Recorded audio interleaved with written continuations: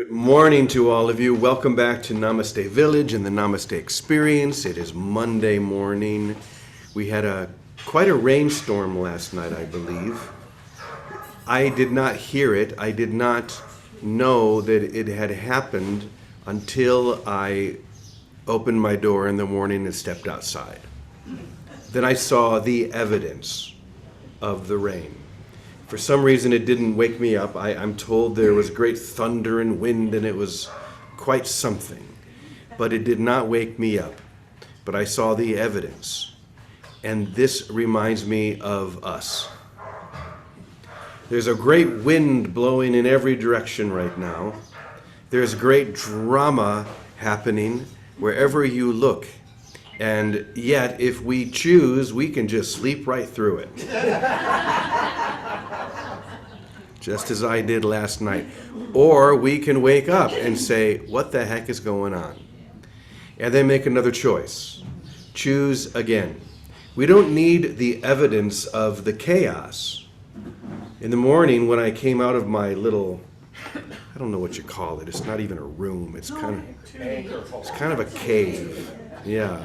When I came out of my cave in the morning, for those of you who don't know, it literally is like a little cave. There's no windows, just barely big enough to crawl into. And I came out, and I didn't necessarily need the evidence of the chaos to know what was happening. So my question to you is, do we need the evidence of the chaos in this world to know that it is time? The time has come to awaken, to open our eyes and to see that which could always be seen, and to realize that which is always and forever real. That's why we're here, right? We're here because we've made a determined decision. We're not just living out our lives in ignorance. We have chosen, we've made a resolute choice to awaken. That's why we ask those Yogananda questions every morning. How is everyone today? Awake and ready. Are you really awake? Are you really ready? I think we are, but it takes a determination, a true decision. This is the only thing I want. I'm not trying to fit that in to my desires in the world. I'm not trying to make it mold to what I think is valuable. I have to make the choice to let all of that go and to have a single desire for love, a single longing for God. We watched, on Friday night, we watched the interview with Gangaji from the Mystics Summit. And together we talked about this longing.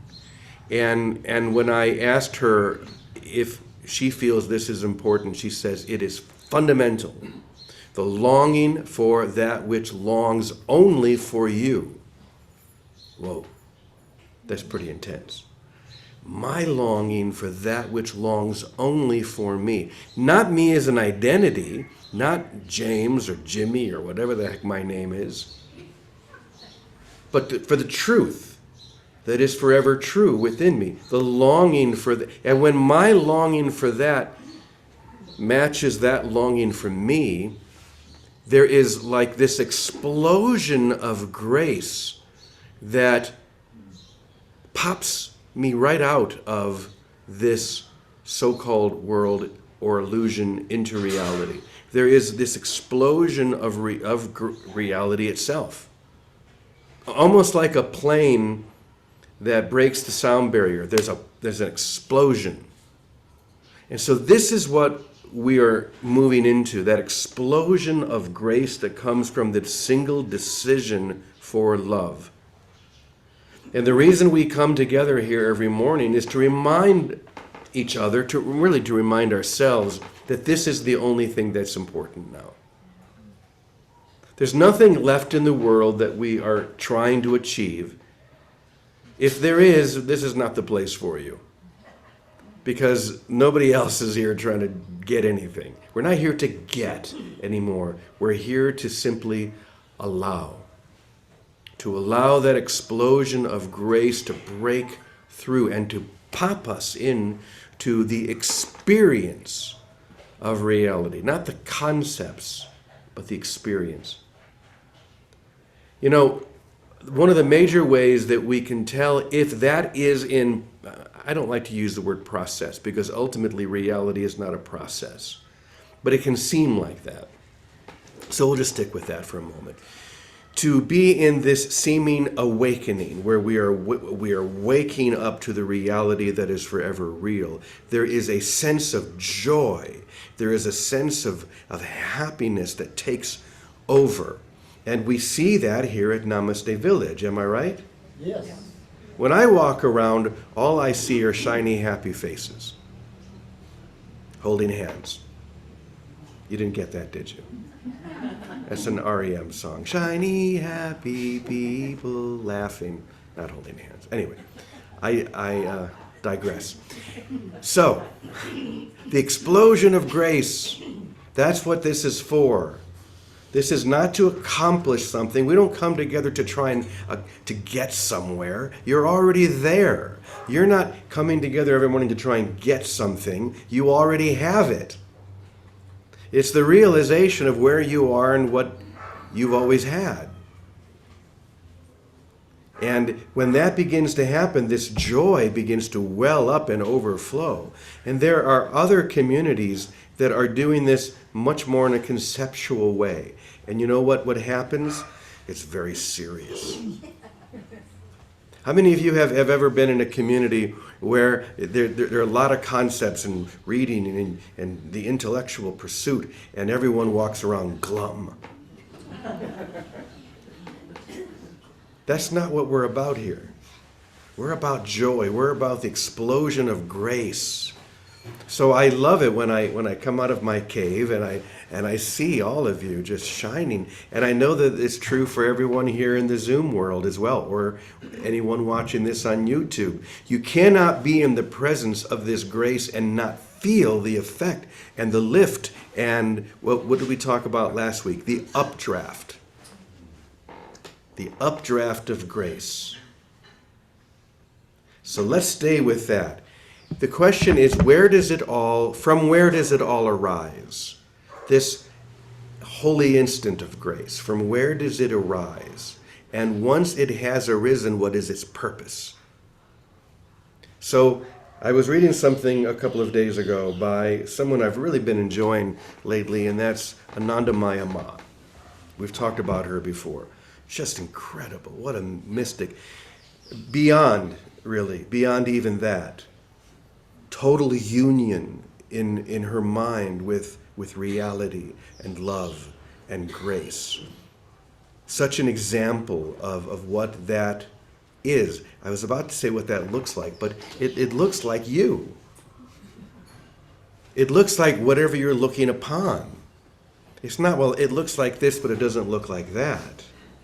When you're in that holy instant, when you're captured by grace, it looks like whatever you're looking at, because you see through what it looks like to the source, to love itself. So let me read what Anandamaya Ma had to say. Whatever power, whatever skill you possess, why, even yourself, from where does everything arise? And does it not all have for purpose, and does it not all have for purpose the finding of God, the purpose of finding God and destroying the veil of ignorance? Isn't that the purpose of it all? So this next sentence, I'm going to read the sentence, but then it's going to be extra credit for anyone who can guess the sentence that comes after. Here it is. Whatever exists has its origin in God alone. Okay, who can guess what's the next line? I'll reread it again. Whatever exists has its origin in God alone. And there is only God. That's pretty good. You're all hitting it, from different angles. Anybody else? It's almost like a mathematical equation. These are mathematical equations for enlightenment. For example, in the introduction of A Course in Miracles, when it says, nothing real can be threatened, nothing unreal exists, herein lies the peace of God. This is a mathematical equation of grace. Yes? So what does not exist has origin in the ego? You're all getting pretty close. And you're all right. But let me put it the way that it is here. Whatever exists has its origin in God alone, and anything does not have its origin in God alone does not exist. Let me say that one more time. Whatever exists has its origin in God alone, and anything that does not have its origin in God alone does not exist. Herein lies the peace of God. Herein lies the experience. Herein lies that explosion of grace where suddenly, boop, we break through that illusory membrane. That's what it's like. It's like this illusory membrane that seems to be separating us from reality, from heaven, whatever you want to call it. And a statement like that, because it is so uncompromising, it doesn't care what your opinion is. It doesn't give a, what you think about it. It's just what it is. It's just purely what it is. So let me read it one more time. Whatever exists has its origin in God alone. And whatever does not have its origin in God alone does not exist. Boop. There it is. Let me read on. So then, you must try to realize yourself with a capital S. Are you the master of even a single breath? To whatever small degree God makes you feel that you have freedom of action, if you understand that this freedom has to be used only to aspire after the realization of God, of divinity, of love itself, it will be for your good. But if you regard yourself as the doer and God as being far away, and if, owing to God's apparent remoteness, you work for the gratification of your desires, then it is wrong action. You should look upon all things as manifestations of the divine. Once again, you should look upon all things as manifestations of the divine. When you recognize the existence of God, God will reveal himself to you as compassionate or merciful in accordance with your attitude towards God at the time. Just as, for example, to the humble, God becomes the Lord of the humble. All of that was great stuff, but that one line, whatever exists has its origin in God alone, and anything that does not have its origin in God alone does not exist. This is the divine equation, and there are an infinite number of ways of expressing that divine equation. But when you hit it, you know it. When you hit it right with, I'm thinking of a baseball analogy. When a batter is up to base and he gets the whole wood on that ball, he or she knows it's gone. They don't have to watch it soar over the fence. They know it's gone. When you get the whole wood on that ball, boom. And when you get your whole mind onto this, when you get this with everything in you, you know it's gone. Because it is gone. Because everything that you think is happening right here, right now, was over a long, long time ago. It was just this crazy instant of trying to conceive the impossible, that you could ever be separate from everything. But because in trying to separate from everything, an impossibility, the crazy idea of guilt entered in. And we took that insane instant and stretched it out to what appears to be a very long time. But the truth is, it was over like that, because what is impossible remains impossible forever, and what is true remains true forever. And love is true. You are true. The reality within you cannot change.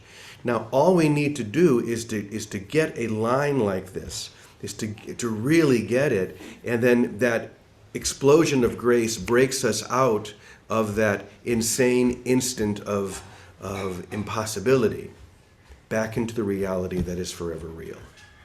Does that make sense? Yes. I hope so. Or we could say, no, it doesn't make any sense, and it would be the same thing. Because to the intellectual mind, that I'm just up here speaking gibbery dasher. Nonsense. But how many of you, when you hear this, you begin to feel something moving inside you? When you hear a line like the one we heard, whatever exists has its origin in God alone, and anything that does not have its origin in God alone does not exist. How many of you begin to feel like, oh, something's happening? I feel something moving when I hear that. That's grace. Go with it. It doesn't happen up here. It happens here. So, let's go ahead and turn to Vicki now and hear what Grace has to say through her today. Good morning, Victoria. Well, good morning, Brother James. Good morning, everybody. Nice to see everyone. Happy Monday.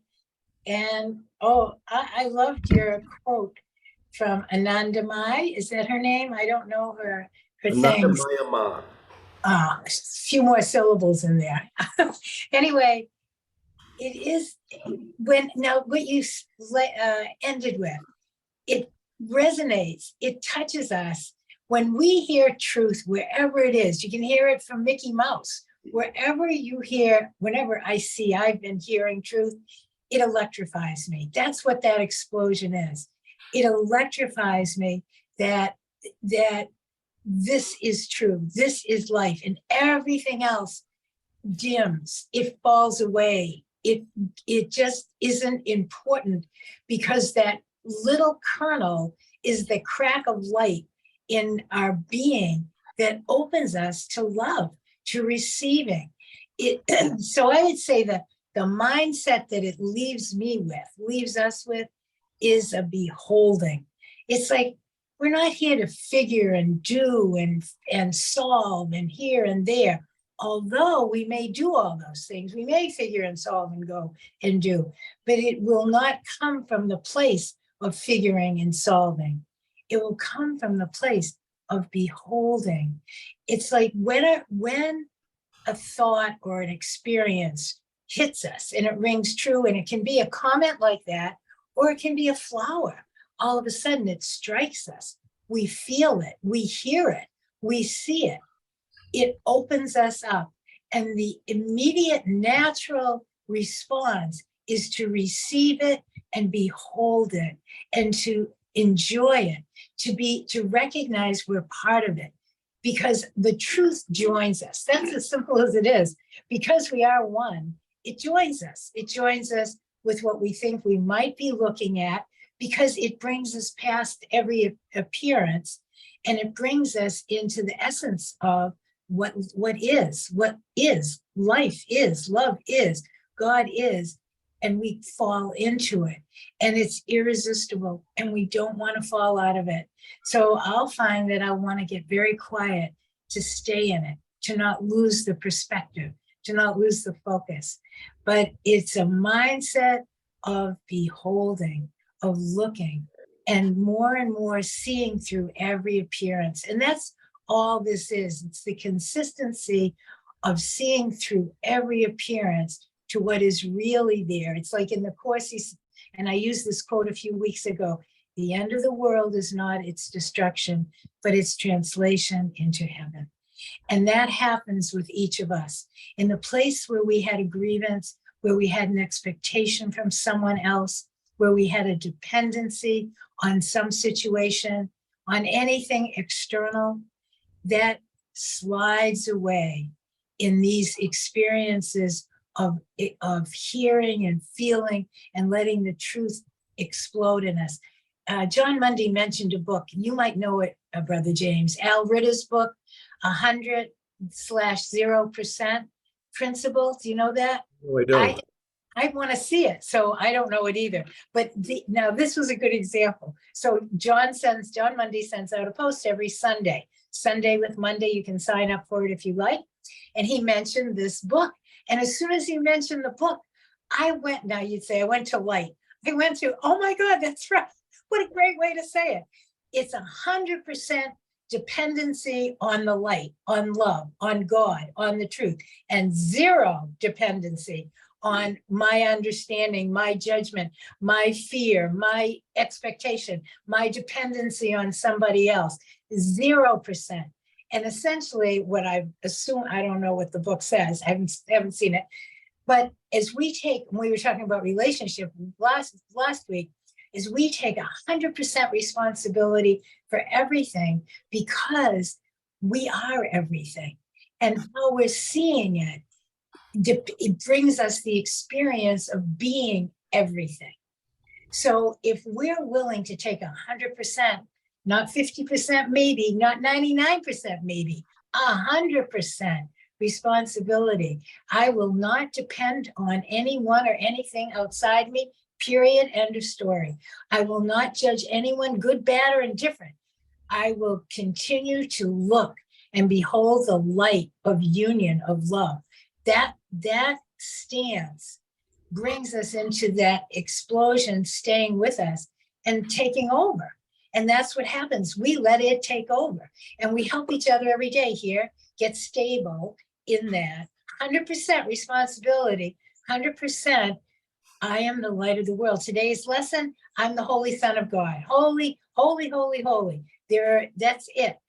And what a relief. This is a program of big relief. There's no burden of figuring out time and space, solving climate change and wars and all the rest of it. It's seeing through them and letting it be simple and very personal.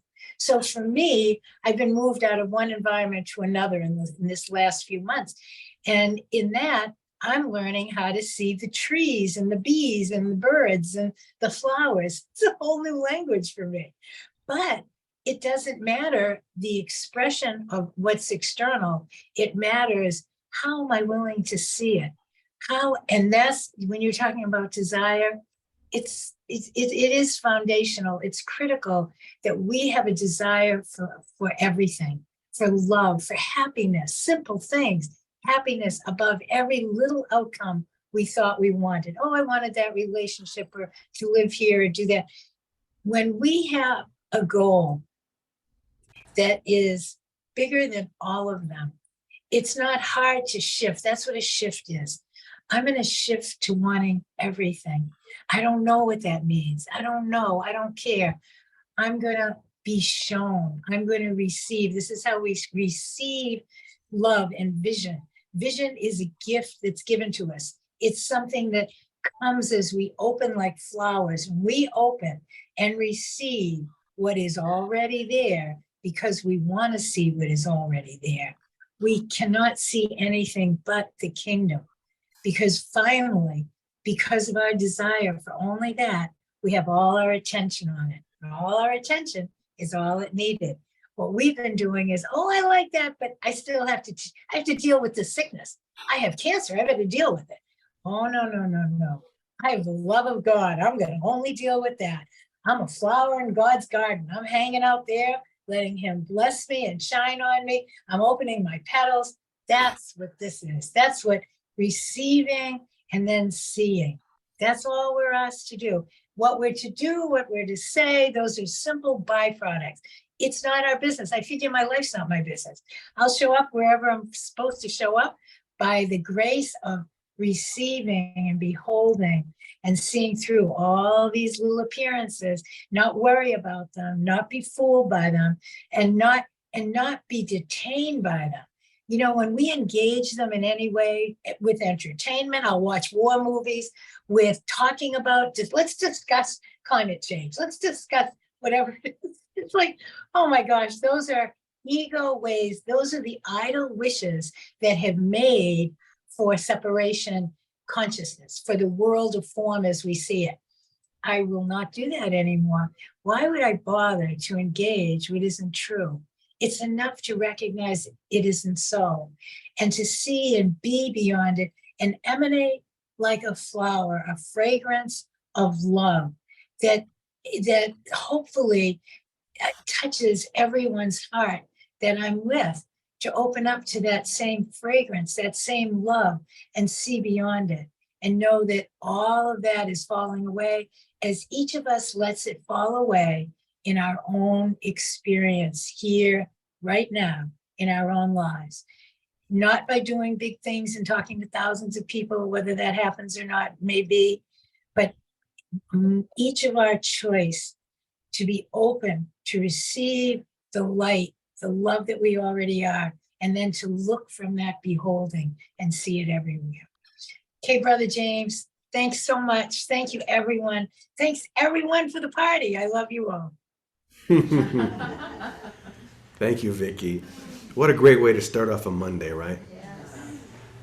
Every moment gives us exactly what we need. It's right there, right in front of us. But not trying to solve it out here, but to realize that the solution is always right here. It's always within me. I love how you talked about that, Vicky. Whatever it is, whatever the distraction may be, climate change, politics, all of those things will take care of themselves if my whole attention is focused on wholeness. If all of my love is given to love. That's all. So this becomes very simple. That which seems so complex is now realized as utterly simple. It's just about love. It's just about now. It's about that explosion of grace that breaks us through that membrane in the heaven that we never left except in our imagination. So let's be about that today. Let's just, whenever another thought comes into your mind, just come back. What is the line again from Ananda Maya Ma? Whatever exists has its origin in God alone. And whatever does not have its origin in God alone does not exist. Herein lies the peace of God. Thank you, everyone. Have a blessed day. And we say together, Amen, Amen, Amen, y punto. That's it right there. Have a great day. We'll see you tomorrow. Thank you. Love you all. Thank you so much. Love you Love too. you. Good day, everybody. Namaste. Namaste.